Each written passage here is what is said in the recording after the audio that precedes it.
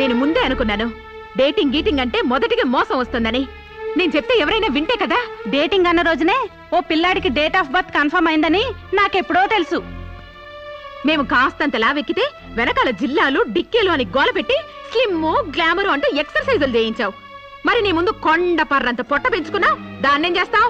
మేము ఈ శరీరాలతో బయటకెళ్తే ఎవరు ఏమీ అనరు. నువ్వు ఆ పొట్ట పెట్టుకుని బయటకెళ్తే ఎవరితో తిరిగి ఎవరు నవ్వుతారు. మీరెన్ని సంవత్సరాలు ఎక్సర్సైజులు చేసినా మీ ఊర శరీరాలు రవ్వంత కూడా తగ్గావు. నేను డాక్టర్ దగ్గరికి వెళ్ళి కట్టలు పడేస్తే కట్ చేసి పారేస్తారు.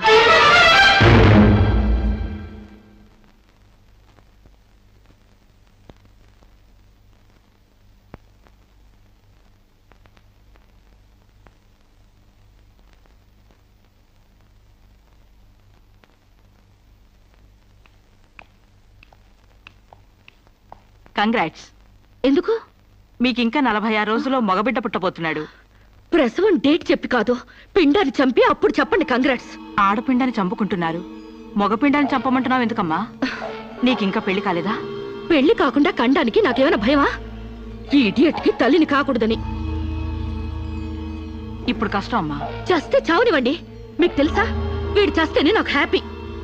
కష్టం బిడ్డ కాదు నీకు. 4 నెలల లోపైతేనే అబార్షన్ సాధ్యం. నీకిప్పుడు 8వ నెల. ఇప్పుడు నీ ప్రాణానికే ప్రమాదం. ఈ వెదో పట్టని నేను మొయ్యలేను. ఓపెన్ చేసి బయట పడేయండి. వీడి కోసం నొప్పులు పడ్డం కూడా వేస్ట్. ఏదో ఒకటి చేయండి ప్లీజ్. చేసేదేమీ లేదు. ఏం చేసినా తల్లికి బిడ్డకు ప్రమాదమే. కావాలంటే 2 నెలలు ఓపిక పట్టి ఆ బిడ్డను ఏ అనాథాశ్రమానికో దత్తతిచ్చేయండి. అంత శ్రమ నేను తీసుకోలేను. కనగానే ఏ చెత్తకుప్పులన్నా పడేస్తాను. చూస్లెస్ ఫెలోని. కడుపులో బిడ్డని చంపలేని స్టేజిలో మీ వైద్య శాస్త్రం ఉన్నందుకు ఐ పిటీ యు. డాక్టర్,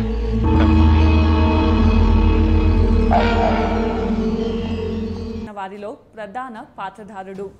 గాంధీని హత్య చేసిన వ్యక్తిగా ఆయన ప్రసిద్ధి పొందారు.